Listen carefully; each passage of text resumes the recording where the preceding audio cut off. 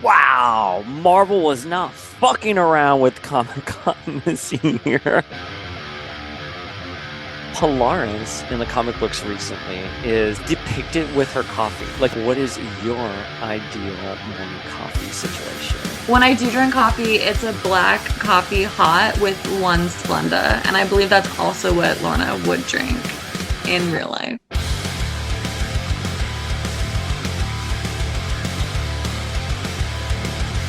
A daddy cable. Daddy cable. I would love that. I would love.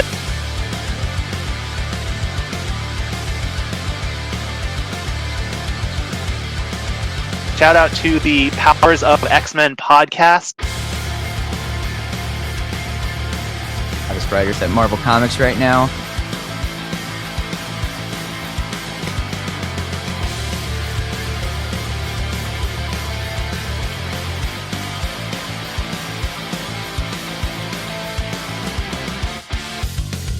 The Pretender's death, like be.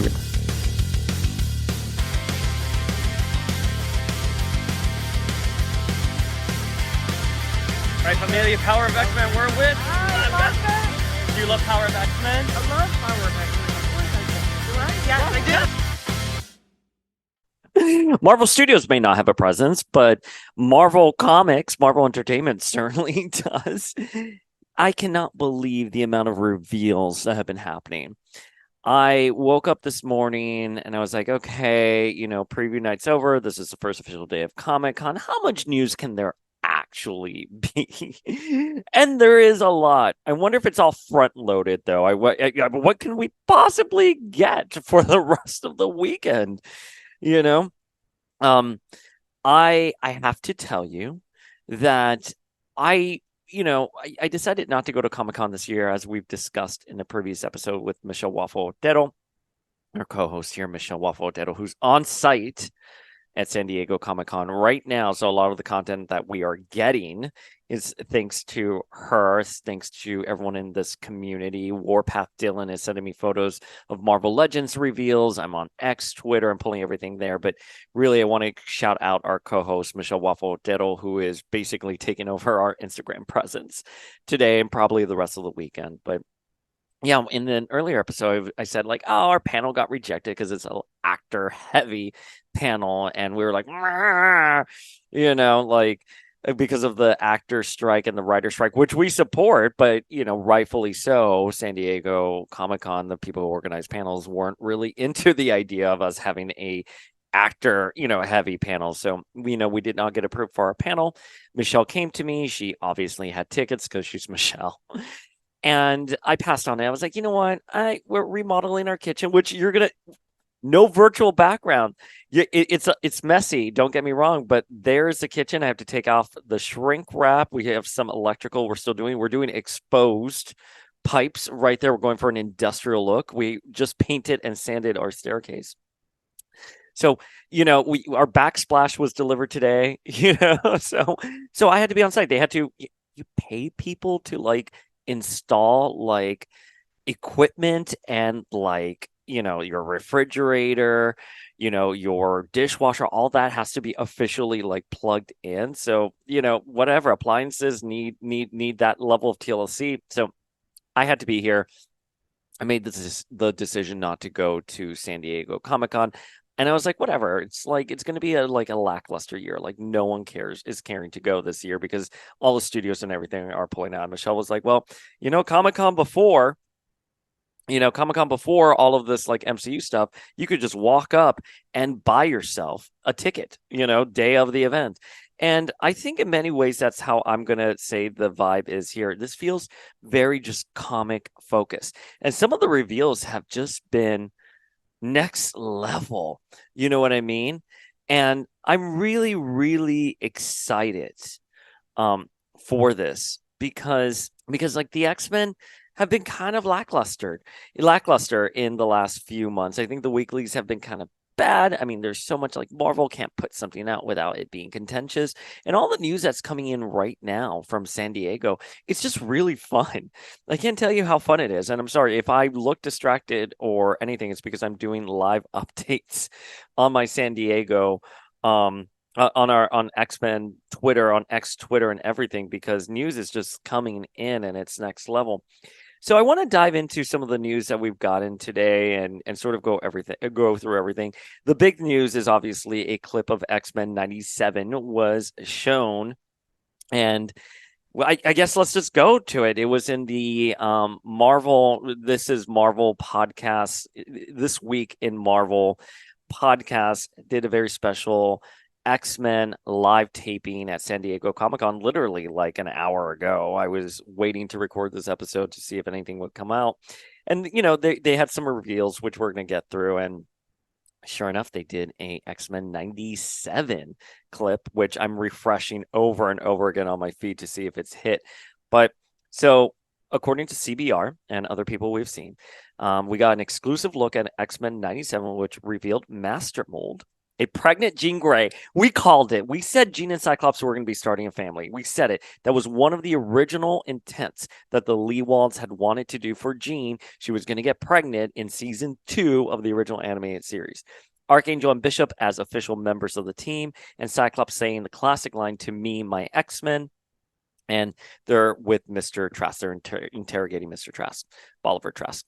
So I think this all sounds great. There's not really much to react to other than saying that, like, yeah, we knew that if the tides had changed in favor of the mutants, Jean and Cyclops were going to find this as an opportunity to really live their life. And they said as much, Rogue and Gambit and Jean and Cyclops. I think Rogue and Gambit will always be called to the drama of the X-Men. I have said that before endlessly. But I think Jean and Cyclops, we're going to see them start a family. It said that Jean was using Cerebro. Again, this is all stuff I'm reading on Twitter. I haven't seen the clip. It has not been posted online yet. No images have been released. It makes me want to be there so bad.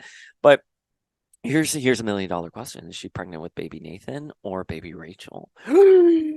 If she's pregnant with baby Rachel, I'd be kind of worried about this timeline we find ourselves in, because baby Rachel grew up in the Days of Future Past timeline, and we know Jean died in Pittsburgh with a bomb set off by Mastermind. I was going to say Masterbolt.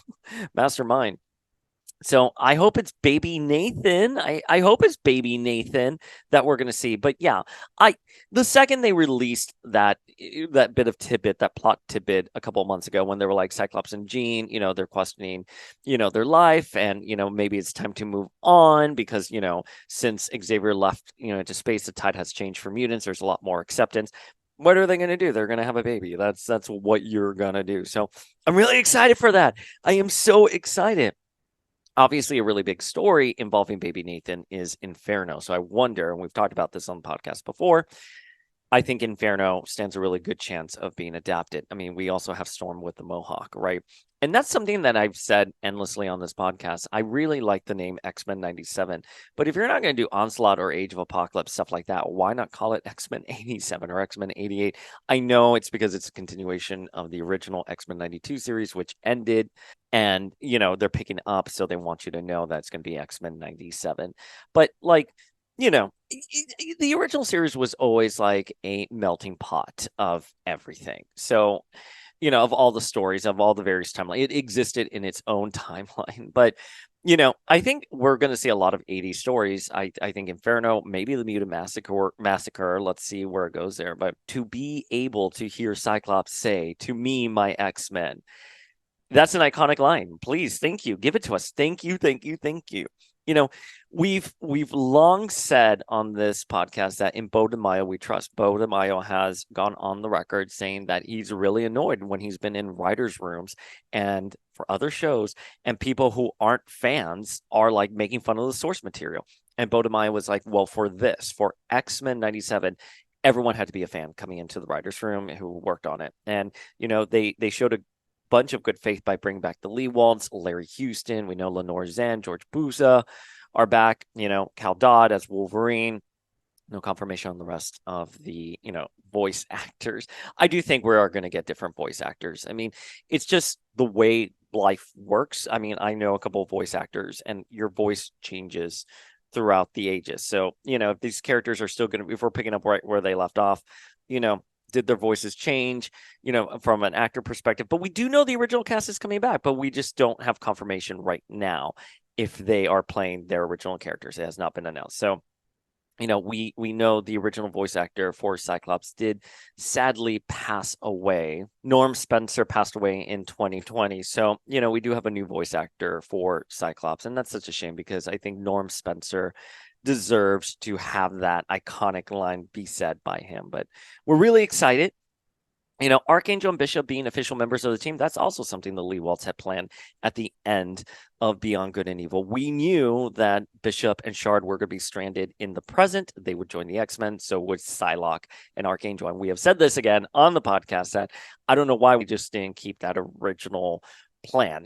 I get it from a network perspective. You're like, oh, well, we're doing another season. We need to have the same cast. But X-Men fans are adaptable. We're used to seeing the team change. We're used to seeing new members come in. And at this point, Psylocke, Archangel, Bishop, Shard, they are established in X-Men canon, in comics and on the show. So give it to us. But yeah, so if you were wondering why Psylocke and Archangel and Bishop were all in Beyond Good and Evil, and they kind of just disappeared afterwards, is because the original intent at the end was going to be that they join the X-Men. Beyond Good and Evil was supposed to be the series finale until they got renewed again for season 5. The series came to an end in 1997. So that's why, again, we're picking up right where we left off. That's why it's called X-Men 97. But again, I would like to have been called X-Men 87 or something like that. It's nitpicking.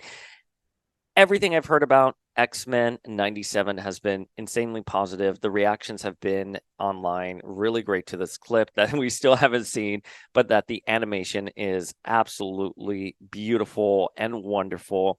That's something I've heard through the grapevine from everyone, is that, Amelia Vidal, who is, in charge of the character designs for X-Men 97 and is a designer for What If seasons 1 and 2, beautiful. Go check out her Instagram. Everything on her Instagram is absolutely gorgeous. So gorgeous. So let me just do a quick refresh of the Twitter to see if we can get a live reaction here on everything. When and if the clip ends up online, we'll react to it. We'll do a proper reaction to it. All right. So the other thing that we got were X-Men 97 Marvel Legends. So it seems that the rectangular list that we covered, oh my God, I think a year and a half ago or a year ago with Michelle, with Jason, with Hammy, and with Flink, is accurate. We are getting Marvel Legends, X-Men 97. We're getting Rogue, we're getting Wolverine, we're getting Storm with Mohawk, Gambit, Magneto, and Bishop. So the Rogue and Gambit, at first I thought look a lot like the Target ones that we got during the pandemic that are based off of the animated series, but these look very different to me. It looks like it may be the same body type with a different deco, but their faces, their heads are different, because Rogue doesn't look as harsh and her hair looks like it's sculpted differently. Similarly with Gambit, his hair looks a bit more frazzled and all over the place. Storm, again, I think that's going to be the same body from the 90s Storm that we have, just with the X-Men 97 paint deco, but she has a mohawk. It's big and high, and it looks like her eyes are whited out. Magneto and Wolverine, solid choices, but I'm most excited for Bishop. And shout out to Warpath Dylan over at the House of X podcast, who sent me photos of him, because he looks great and he wasn't hitting online. I was like, why didn't they reveal him? He's the one everyone's going to want, and he looks good, because I like the Marvel Legends Bishops we have gotten in the past. I believe we've gotten 3. We got one recently, obviously, in the last few years with the long hair. And then in the original Toy Biz era, we had the long hair mullet with a bald Bishop. So this one has a shaved head, and I love it. I love Bishop with the shaved head. I don't like him bald. I liked him with the shaved head, with closed buzz, maybe faded sides, because it's just so Onslaught era. I'm really excited for it. So I love it. I'm very excited to be getting Marvel Legends based off of X-Men 97. Again, they just look beautiful. They look so good. Bishop looks really, really great. I mean, he's going to be the one that's going to be really hard to pin down, I'm sure. Okay, the other thing that, broke the internet this morning was Kith, who's doing a collaboration with X-Men. And not only are they doing a collaboration with Marvel/X-Men, but a lot of the stuff looks great. They're doing sneakers, they're doing jackets. And the thing is, it's like their booth at San Diego Comic-Con. Like, what the fuck is it? It's all decked out, red and yellow X's, beautiful art that's just very hyper stylized, like from the 90s. I'm like, I'm going crazy, like FOMO. And like you go up and you pay, and then like the wall like just like swirls, and like out comes your shoes. Like, it is technology at its finest. Like, legitimately jealous that we don't have that. Like, I'm legitimately jealous that I am not there, because I would have been spending the entire time in that booth. They have a Wolverine jacket. They have a jacket with all the character logos on it. It looks great. I am so fucking jealous. But yeah, I mean, check out that collaboration with Kith. I feel betrayed. I was just back in the city and I was shopping, and I was in Kith, and no indication that they were doing an X-Men collaboration. No indication. So, unfortunately, I'm gonna have to order these online if they're available online. But go check out Kith on the IG, because man, this looks good. I'm really excited for it. I mean, that yellow jacket for that says Xavier Institute with Wolverine. Oh, it's gorgeous. I love it, and I love the art. The art looks so good. Um, all right, so some of the things that we got announced also in the X-Men panel was a Doom's X-Men coming in December, and I'm just like, okay, great. Yay. I don't really care. Maddie is going to have her own Dark X-Men. We have the Doom X-Men. I'm assuming Emma Frost is going to be doing her own team, and maybe this is related to, but they also announced who are the new X-Men. So we have a new X-Men team also coming in 2024. Maybe it's Emma's team, who knows? But Doom's X-Men, I'm going to tell you, don't care for it. I know. I'm just being objective, guys. You know what I mean? Like, I just think, like, is this going to be a one and done situation and that's it? I need the X books to start telling really good stories, because I'm really excited for Fall of X. But seeing something like Doom's X-Men, I'm like, oh man, not into it. The cover looks great. Cover looks really good, but I'm not vibing with it. The next thing that we're getting that I think it's going to require us to have a little bit of a conversation of is X-Men Blue Origins, and it's the Uncanny Spider-Man, aka Nightcrawler, and Mystique.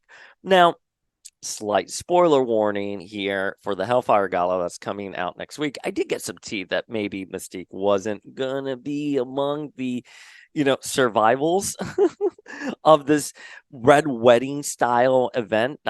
But she's on this cover. Is it a flashback? I mean, she's standing next to Uncanny Spider-Man here. So, I'm going to assume that she does survive in some way, shape, or form. It is Mystique. Just when you think she's dead, she's not really ever dead, is she? But I'm really excited for this book, because it's going to talk about the real origin of Nightcrawler. Obviously, the Azazel origin that Chuck Austin did, like at this point, like 2 decades ago, like 20 years ago, was not very much well received with fans. And I'll tell you why, because I want to be very clear about X-Men history, right? The long-standing rumor in X-Men history was that Mystique took on the form of a man and impregnated Destiny. I love that. You know what I mean? I really do love that. And was part of what Nightcrawler's lore was. Chuck Austin takes the book. We did an interview with Chuck Austin. Please listen to it. I don't think we asked him whose idea was it to do the Azazel story, but whether it was his idea or it was Marvel editorial, Azazel became Nightcrawler's father, natural father. And Mystique shouting, "I'm in love." And a lot of us at the time were like, wait a minute, Mystique is supposed to be in love with Irene. They're supposed to have a relationship.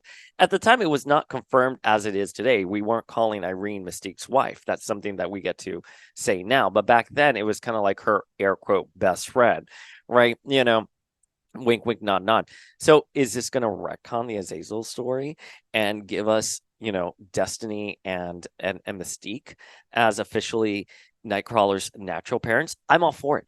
One of the things that I've talked about, in regards to shapeshifters and X-Men, I think there's a lot to be done with the idea of shapeshifters from an identity, standpoint. And, I think Mystique would be non-binary. I think Mystique could be either a man or a woman. And I think she could impregnate Destiny, right? And that Nightcrawler could be very much be a product of that union. It's a really interesting. This is why we like sci-fi. This is like why we love the X-Men. You know what I mean? So when I think of retcons, I'm really sensitive about retcons. As you know, with Miss Marvel, Franklin, Wanda, and Pietro, I'm not the best when it comes to retcons.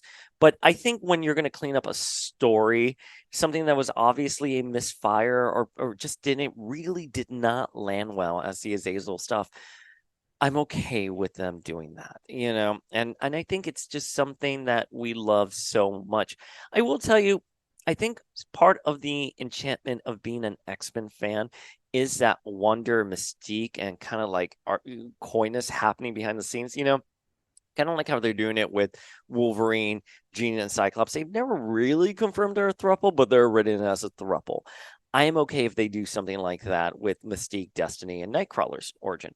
You know what I mean? It's just something that like it's just like a very appetizing story that's neither confirmed nor denied, and it's left up to the reader's imagination. But you know, I think if they're going to do the story, just do it full throttle. I want them to tackle that idea of Mystique being a shapeshifter and being in a relationship with Destiny, who is female identifying and giving birth to Nightcrawler. How does that work? It would be really interested in it. I think what's really key here is that a character like Mystique, any shapeshifters out there, they would be very gender fluid.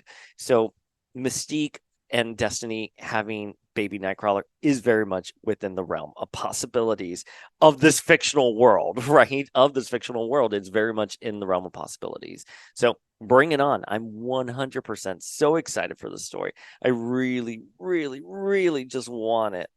Okay, so let's talk about the other news item that came in from this panel, from the panel that just happened an hour ago, which is who are the new X-Men coming 2024 with a sneak peek this November. Oh, I love that. I mean, sometimes I think marketing copy can be kind of patronizing, but I do have to, you know, it's fine. This is being written for a general audience. So coming this November, don't tell anyone, even though this is an ad. But okay. So I think some of the comments that were said in this panel was that Jonathan Hickman's original story idea for House of X Powers of 10 was that it was a 6-year story. We've had Jordan D. White on the podcast. He said that the original pitch for this was just a 7-issue mini, one and done. There'll be something before and something after it, but Hickman will come in between those two stories, do his thing, and then leave. So now let's just say when they signed on and they started brainstorming, it's been a 6-year plan, even though a couple years ago when Hickman left, or I guess last year when Hickman left for Inferno, he was like, oh no, actually, has Inferno been more than like that? Whenever Inferno and Trial Magneto were, I'm like confusing myself.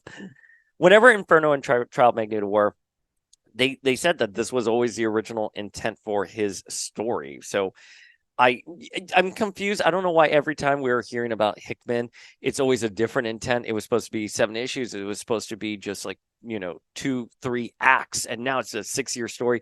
Fine, sure, whatever. I'm going to give you some tea I have heard around on the Scooper community, the X-Men Scooper community. There are talks if Krakoa should stay. So, that's all I know. I think they're still deciding if it's worked. Again, I've said this endlessly on the podcast. Krakoa has revitalized the X-Men brand, especially in the comic books. I don't think it's been done correctly. I don't think it's been executed correctly. They're certainly having a lot of issues with stories, keeping momentum in those stories, and keeping readers interested in it. I mean, let's see how the Hellfire Gala goes next week, but I'm hoping Hellfire Gala and Fall of X is really going to revitalize people like myself who have been lifelong X-Men fans for over 3 decades, and even I'm kind of being like, I don't know what the point of this book is, or I'm going to tap out of the weeklies and I'll just read them when they come into my Marvel Unlimited. That is a problem. If someone like me, who during Messiah Complex all the way through, let's say, X-Men Disassembled to Hoxpox to Dawn of X, I had to read the books every Wednesday, would sometimes even wake up at 3 in the morning, 4 in the morning. I forgot when Comixology dropped it. It was a weird hour, and download the books as they were happening because I had to read it. I had to know what was happening. I do it now for And Just Like That. And let me tell you, And Just Like That, the Sex and the City revival on Max is not very good, but I'm waking up at 4 a.m. and I'm watching those episodes as they drop. So, I'm hoping that they realize that the problem is just the storytelling element of Krakoa, but Krakoa as a concept is actually really interesting. Flesh it out a little bit more. Again, I've asked this question endlessly. Do people go to school on Krakoa? Do people have restaurants on Krakoa? Is it only the Green Lagoon Bar? I know they have gates that can take them all around the world, but like, what does this island have? Do they have a grocery store? What if you don't want to take a gate? You know what I mean? What if you're someone like Kate Pride, who can go through the gates? Stuff like that. But anyway, so apparently this is going to have ties to the Age of Apocalypse, which, we cover here on the podcast with Mr. Scott Free. We're really excited about that. It is Age of Apocalypse logo from Amazing and Astonishing X-Men. So it is from that era. We love it. I don't know what to say. I mean, it's going to have ties to Age of Apocalypse. Are we going to be resurrecting, mutants from other dimensions? Is this taking place during Fall of X? Is this going to be, what is the story here? Like, is this going to be the new era? Is this going to be Rise of X? Whatever it is after Fall of X, is it Rise of X? Or the X-Men, gonna go back to the Age of Apocalypse? Leave the Age of Apocalypse alone. Again, we're reviewing it here on the podcast. We're 16 chapters in. We have done a very thorough deep dive on it. I'm telling you, it is a near perfect crossover event. It is just fun. I'm not saying it's well written by today's standards, but for the 90s, this is a really fun crossover. Let it be. Do not manipulate it anymore. You know what I mean? Like, let's see. But I would think that you're going to have characters like Nate come back. Is Nate Gray coming back? I really want Nate Gray to come back. Blink, Morph. We know Morph is going to play a big role in X-Men 97, and he has the Age of Apocalypse Morph head. So we know Marvel Studios loves their synergy. Kamala Khan being a mutant. So I'm sorry, a mutant and Inhuman hybrid. That's another bit of information that dropped today. But anyways, so let's see who are the new X-Men. Obviously, this is a compounded homage here. Did I say that correctly? Whatever. So new X-Men, obviously Grant Morrison's new X-Men with the Age of Apocalypse logo. So, we have a little bit of Age of Apocalypse. We have a little bit of Grant Morrison there. If I had to wager, we're just going to get a new team. I don't know. Again, I don't know what they're deciding. Do they still do retreats? I would imagine they just do everything on Zoom now or like Slack, right? We've talked about the X-Men Slack in earlier episodes of the podcast, to be a fly on that wall, right? Can you imagine they're just deciding things? But yeah, so, let's see what they're going to do here. Your guess is as good as mine. I have gotten no tea on this. I would imagine if this is still within Fall of X, I would say this is probably Emma's team. And whoever survives the Hellfire Gala, Emma has assembled a team with Stark resources because Emma is a survivor. She believes in mutant kind. She is going to do her best to rebuild Krakoa, or the idea of Krakoa. So I would say this is probably like Emma's team that we're going to be seeing here. Maybe it's going to be led by Cyclops, right? I think Cyclops does survive the Hellfire Gala because he is at Treehouse fighting Captain Krakoa, as we saw at Free Comic Book Day, and in the trailer we saw an ambulance running away from the burning treehouse. So we can assume Cyclops is in that ambulance and he's going to be alive and well in some way, shape, or form in Fall of X. So yeah, who are the new X-Men? You tell me. You slide into my DMs. Who do you want to see on it? I honestly, with a lineup like this, I would love to see Rogue, Emma, Nate, Blink, Morph, a Wolverine, whether it's Laura or Logan, maybe both, Bishop, and I would love that. Iceman, Monet, Storm. Like, give me all of the X-Men like that. But I would like them to be, what I would want now? I'm not vibing with this Krakoan X-Men setup where you vote on a team and it's led by Cyclops and Jean. I'm just like, I want officially multiple teams. I want like a blue team, a gold team. again, 90s nostalgia. Can we ever really capture that? Again, I don't know. Maybe some things are better left in the past, but maybe not everything. Sorry, I'm obsessed with And Just Like That. Waking up at 4 in the morning, as I've said. Okay, I'm going to refresh my Twitter one more time to see if we got any more stuff in. I've not seen the clip here that everyone's been talking about for X-Men 97. Boo-hoo. Let's see. Agent M just posted a selfie with the Marvel Legends X-Men 97 Bishop. Love Agent M so much. But no, I'm not seeing the clip of X-Men 97. I mean, if it hits later, we'll do a reaction video to it, of course. But as of right now, I'm not seeing it. Marvel San Diego Comic-Con booth pics, and we're seeing Alicia from The Ex-Wife as Captain Kate on stage. So proud of her. Love Alicia from The Ex-Wife very much. Yeah, let's see what could come. One of the things that I'm just going to end this video with, I'm like, why haven't they announced the X-Men vote winner? That makes me really nervous. I mean, again, our polling suggested it was Dazzler. I'm just thinking we have moved on. As from an editorial and fandom perspective, we're like, meh, doesn't matter, because anyone who wins the vote, they're just in the books, in the background for a little while. But, I am hearing that Firestar is going to have an amped up role in Fall of X. We saw her on a cover facing against Juggernaut. Did Juggernaut win the vote? Not 100% sold on that, but I think maybe, the solicitations have been a bit misleading, especially the ones that came out today. And with that, we got some previews for the Hellfire Gala next week, and among it was Kamala Khan being resurrected by the Five on Krakoa, and she's a mutant Inhuman hybrid. How the hell that works, I don't know. I have documented my feelings of Kamala being a mutant. I love Miss Marvel very much, but it's a hard pill to swallow given everything we went through during the IVX and Humans versus X-Men era. I don't want film rights to be dictating the comics. The comics should be dictating what happens in the MCU. I should be excited about what's happening in the comics, telling my friends, and then when it happens in the MCU, I'll be like, this is how it happened in the comics. The fact of the matter is that the multi-billion-dollar franchise that's based off of comics is now dictating it. It just makes me a little upset. So it's like, yeah, Miss Marvel was originally supposed to be a mutant, but then, they switched her to an Inhuman because there was an X-Men embargo at the time. And then now we're going to make her a hybrid because X-Men are coming. We have the film rights and it's going to be great. And I just don't vibe with that. And again, I really love her origin story in the comics. It looks like it's going to remain untouched.